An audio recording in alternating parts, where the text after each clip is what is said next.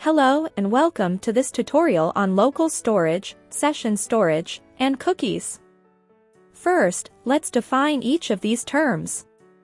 Local storage refers to a type of web storage that allows a website to store data locally on a user's computer. This data is stored indefinitely, unless it is manually deleted by the user or the website. Session storage, on the other hand, is a type of web storage that is specific to a single browsing session. This means that the data is stored temporarily and is deleted once the user closes the browser window. Cookies are small text files that are stored on a user's computer by a website. They are used to store information about the user's browsing activity, such as login details or preferences. Like local storage, cookies can be stored indefinitely, unless they are manually deleted by the user or the website. Now that we have a basic understanding of each of these technologies, let's discuss some of the key differences between them. One of the main differences is the amount of data that can be stored. Local storage allows for much larger amounts of data to be stored compared to both session storage and cookies. This is because local storage uses the hard drive of the user's computer, while session storage and cookies are limited by the size of the user's web browser. Another key difference is the duration of storage.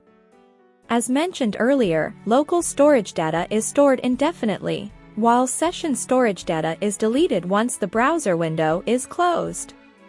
Cookies can also be set to expire at a certain date and time, after which they will be deleted. In terms of security, local storage and session storage are generally considered to be more secure than cookies.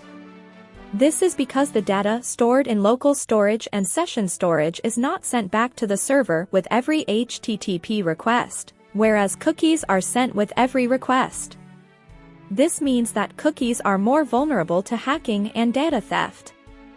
Now that we've covered some of the main differences between local storage, session storage, and cookies, let's discuss some practical uses for each of these technologies. Local storage is often used to store data that does not need to be sent back to the server, such as user preferences or settings.